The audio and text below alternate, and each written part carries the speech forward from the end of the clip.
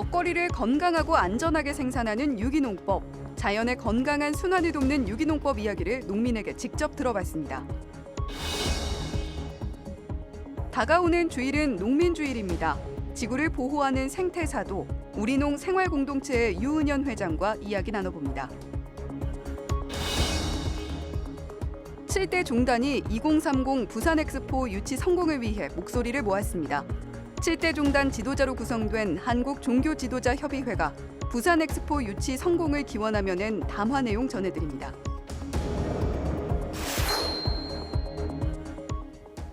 시청자 여러분 안녕하십니까? 7월 12일 수요일 CPBC 뉴스입니다. 안전하고 건강한 먹거리에 대한 관심이 커지면서 유기농에 대한 관심도 크죠. 유기농은 안전하고 건강한 먹거리를 위한 선택이지만 자연 환경을 살리는 일이기도 합니다. 오랜 기간 유기농법으로 우유와 유제품을 생산하고 있는 농민을 도재진 기자가 만났습니다. 전라북도 완주군 한적한 시골 마을에 자리 잡은 목장. 젖소들이 넓은 풀밭에서 한가로이 뛰놀며 풀을 뜯습니다. 가톨릭 농민회 전주교구 연합회 김홍철 대표가 운영하는 대광 목장 풍경입니다. 대광 목장은 자연 생태적 순환 농법으로 젖소들을 기르는 친환경 목장입니다.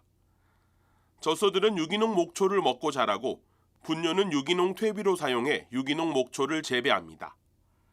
이렇게 재배한 유기농 목초는 다시 젖소들의 중요한 영양 공급원이 됩니다. 김 대표는 이 모든 과정에 하느님의 도우심이 있다고 말합니다. 햇빛, 바람, 물, 이 세 가지를 하느님이 주신 거거든요. 이 세 가지로 농업을 하는 것이 저는 유기농이라고 생각을 하고요.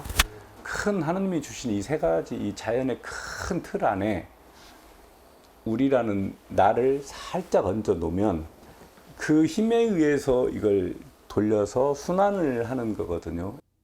김 대표가 유기농법을 이어오는 건 자연 환경을 살려야 한다는 생각이 앞서기 때문입니다. 해충을 없애기 위해서 농약을 쳤는데 해충은 사라졌으나 땅에 있는 땅은 사실 미생물에 의해서 호흡을 해야 되는데 그걸 침으로써 미생물이 죽어버리게 되면 땅이 호흡을 못하게 되잖아요. 그럼 죽은 땅이 되는 거잖아요. 그래서 유기농법에서는 그런 걸 하지 않고 아까 말씀드린 하느님이 주신 세 가지를 가지고 이제 농사를 짓는 거예요. 김 대표는 그러면서 유기농법을 이어가는 것이 자연 환경을 살리는 일이며 후손들도 살아갈 수 있는 길이라고 강조했습니다. 김 대표는 유기농법으로 전환하면서 기존에 250여 마리였던 젖소도 절반으로 줄였습니다. 대량 생산보다 동물 복지에 초점을 맞춘 겁니다.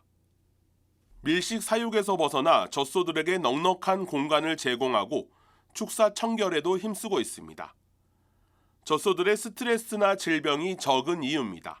편안한 곳에서 있을 때 생산되는 우유하고 어떤 스트레스를 받으면서 또 짜는 우유하고는 어떤 뭐 과학적인 맛이 어떻게 틀려 이렇게 설명할 수는 없지만 분명히 좋은 환경에서 자란 소가 스트레스가 없는 곳에서 그 착유를 한 우유의 맛이 더 좋을 거라고 저는 생각을 합니다.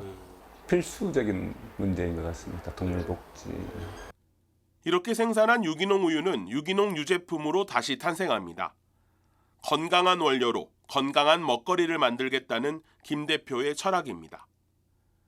그 결과 김 대표의 브리치즈는 식품의약품안전처에 등록된 유기농 1호 치즈가 됐습니다. 음식을 먹는다는 건 건강과 직결되는 거거든요.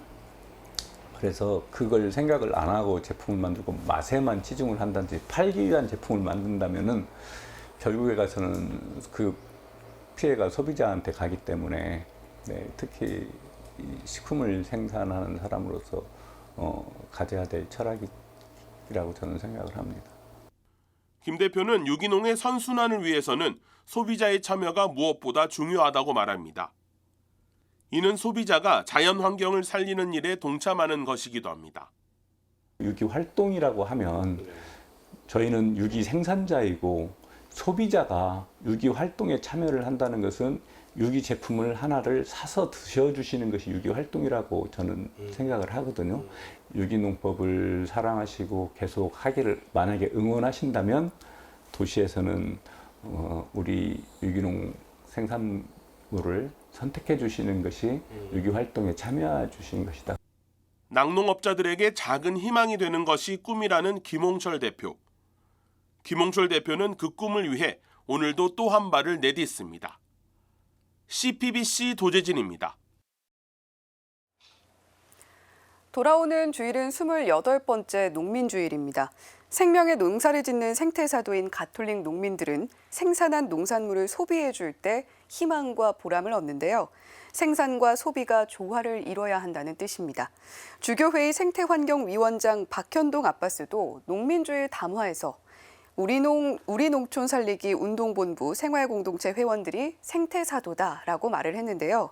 서울대교구 우리 농촌 살리기 운동본부 생활공동체 유은현 세실리아 회장님 스튜디오에 모시고 이야기 나눠보도록 하겠습니다. 회장님 어서 오세요. 안녕하세요. 네, 우리농 생활공동체에 대해서 모르는 분들도 좀 계실 것 같아요. 자, 어떤 공동체인지부터 소개를 들어보면 좋을 것 같습니다. 네, 우리농 생활 공동체는 도시와 농촌이 함께하는 생명 공동체 세상을 지향으로 1994년에 창립되었고 2018년 서울대교구 평신도 단체로 인준받았습니다. 네. 본당에는 우리농촌 살리기 운동을 실천하는 우리농 활동가가 있는데요. 요즘 생태사도직이라는 말을 들어보셨을 거예요. 생태사도직은 하느님의 모든 피조물을 담고 있는 공동의 집을 지키는 그리스도인의 직무를 말하는데요. 바로 이 생태사도직에 초대받아 응답한 사람들이 우리농 생활공동체 활동가들입니다. 그래서 우리농 생활공동체는 생태사도직 단체입니다.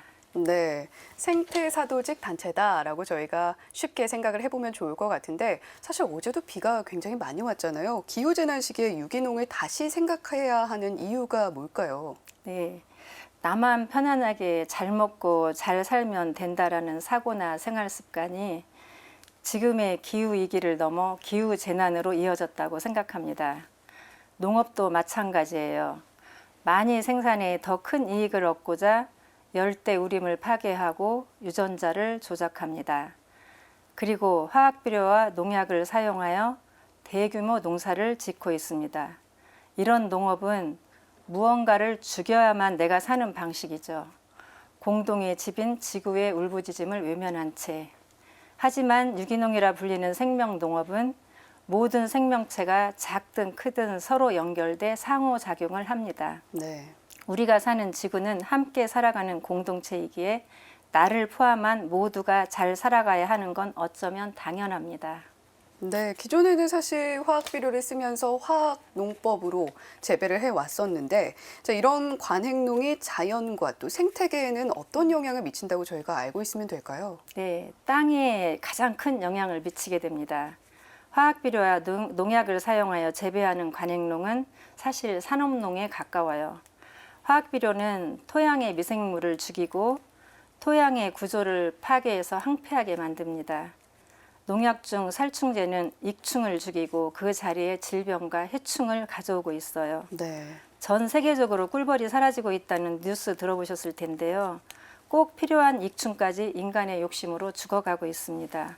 문제는 또 있어요. 지하수가 고갈되고 오염되고 오염된 지하수로 작물도 재배하고 그것을 또 우리는 먹게 되지요. 모든 것이 연결되어 있다는 찬미 받으소서 말씀처럼 결국 우리에게 되돌아오게 됩니다. 네, 생태 환경과 건강에 좋은 걸 알면서도 사실 가격 때문에 유기농산물 구매를 망설이시는 분들도 계실 것 같거든요. 선택을 망설이시는 분들에게 한 말씀 해주신다면요. 예, 가격이 싸다 비싸다의 문제보다는 소비 습관의 문제가 더 크다고 생각합니다. 마트에 가면 1+1, 무료 증정 이런 이벤트가 많은데요. 네. 지금 당장 필요하지 않지만 그걸 지나치면 뭔가 손해본다는 느낌 때문에 구입을 해서 냉장고에 있다가 버려지게 되는 경우가 많죠. 그렇죠. 결국 이런 우리가 생산한 식량 전체의 3분의 1이 이렇게 버려지고 있고 우리는 버려지는 문화에 익숙해지고 있습니다. 올해 제가 우리농 본부에서 진행하는 텃밭 농사를 하고 있는데요. 유기농으로 작물을 키워보니 벌레 먹은 잎이나 누런 떡잎까지도 너무 소중해서 버리지 못하겠더라고요. 이렇게 싼 가격에 대량으로 구입해 버려진 비용과 비싸지만 버리지 않은 비용을 비교해 본다면 결코 비싼 가격은 아닐 겁니다. 좋은 정보 알려드리자면 본당 우리농 생활공동체에서 월별로 농산물 직거래 판매를 하고 있으니 이용하시면 결코 비싸지 않음을 경험하실 수 있고 많은 도움이 되실 겁니다. 네, 이번 주일엔 서울 명동 대성당에서 그리고 전국 각 교구에서도 농민주일 미사가 봉헌되고 또 장터도 열리죠. 네, 올해로 농민주일이 28회를 맞이했는데요. 교회는 매년 7월 셋째 주일을 농민주일로 제정하여 이날은 교회 전체가 농민에 대한 관심을 모으고 함께 기도하며 도시와 농촌이 형제적 나눔을 실천하는 날입니다. 서울대교구의 농민주일 기념미사는 낮 12시 명동 대성당에서 서울대교구 우리농촌 살리기 운동본부 이사장이신 유경촌 디모테오 주교께서 집전합니다. 특별히 농업의 상징인 쌀과 흙이 미사 때 봉헌됩니다. 그리고 명동 대성당과 카톨릭회관 마당에서는 우리농가 함께하는 찬미 받으소서 행동을 주제로 행사를 진행합니다. 자세한 내용은 서울대교구 우리농촌 살리기 운동본부 홈페이지를 참조해 주시면 감사하겠습니다. 많은 체험거리가 준비되어 있으니 오셔서 즐기시기 바랍니다. 네, 이번 주일에 특별한 일정이 없으시다면 명동 대성당 찾아보셔도 좋겠다라는 생각이 듭니다. 자, 지금까지 유은현 세실리아 서울 우리농 생활공동체 회장님과 함께 이야기 나눠봤습니다. 회장님 오늘 말씀 고맙습니다. 감사합니다. 나토 정상회의 참석차 리투아니아를 방문한 윤석열 대통령 내외가 현지에서 2030 부산 엑스포 유치 활동을 펼쳤습니다. 종교계도 부산 엑스포 유치를 기원하며 응원하고 있는데요. 2030 엑스포 유치를 위해 부산과 경쟁하는 도시는 이탈리아 로마와 사우디아라비아 리야드입니다. 김혜영 기자의 보도입니다. 2030 엑스포 개최지 선정을 넉 달가량 앞두고 열린 나토 정상회의. 윤석열 대통령은 나토 회원국, 파트너국 정상들과의 양자회담에서 부산 엑스포 유치를 위한 지지를 호소했습니다. 김건희 여사도 부산 엑스포 유치 홍보에 나섰습니다. 김 여사는 빌뉴스 미콜라스 로메리스대에 있는 세종학당을 방문한 자리에서 부산 엑스포 유치 노력을 소개하며 부산 엑스포 키링을 기념품으로 전했습니다. 김 여사는 세종학당에서 인가 잘레리에네 총장과 부산 엑스포 캐릭터인 부기 인형을 들고 기념사진도 찍었습니다. 부기는 부산 갈매기를 의인화한 캐릭터입니다. 종교계도 부산 엑스포 유치를 한마음으로 기원하며 응원하고 있습니다. 7대 종단 지도자로 구성된 한국종교지도자협의회는 지난 4월 부산 엑스포 유치 성공을 기원하는 담화를 발표했습니다. 협의회는 담화에서 부산은 연간 4천만 명 이상의 관광객이 방문하는 한류 확산의 중심지로서 우수한 교통, 관광, 산업 인프라를 갖춰 엑스포 개최지로 안성맞춤이라고 밝혔습니다. 특히 부산은 전쟁의 폐허를 딛고 한국의 경제 성장을 이끄는 견인차 역할을 한 도시라며 아시안게임과 에이펙 정상회의 등 세계적인 국제 행사를 성공적으로 개최했다고 강조했습니다.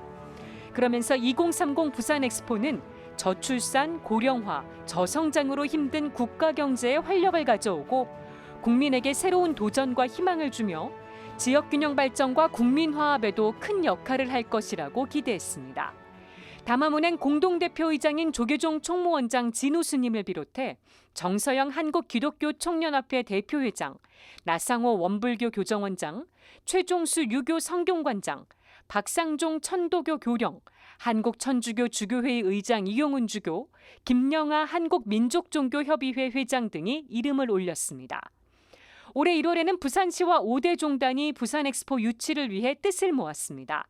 당시 박형준 부산시장과 5대 종단 대표자들은 공동선언문을 통해 부산 엑스포 유치를 위해 부산시와 종교계가 협력할 것을 다짐했습니다. 공동선언문 발표에는 부산교구장 손삼석 주교를 대신해 부산교구 사무처장 심원택 신부가 참석해 부산 엑스포 유치를 위한 적극적인 지원을 약속했습니다. 2030 엑스포 개최지는 11월 말에 결정되며 부산이 엑스포를 유치하면 우리나라는 올림픽과 월드컵, 등록 엑스포를 모두 개최한 세계 7번째 나라가 됩니다. CPBC 김혜영입니다. 이상으로 CFBC 뉴스를 마칩니다. 시청해주신 여러분 고맙습니다.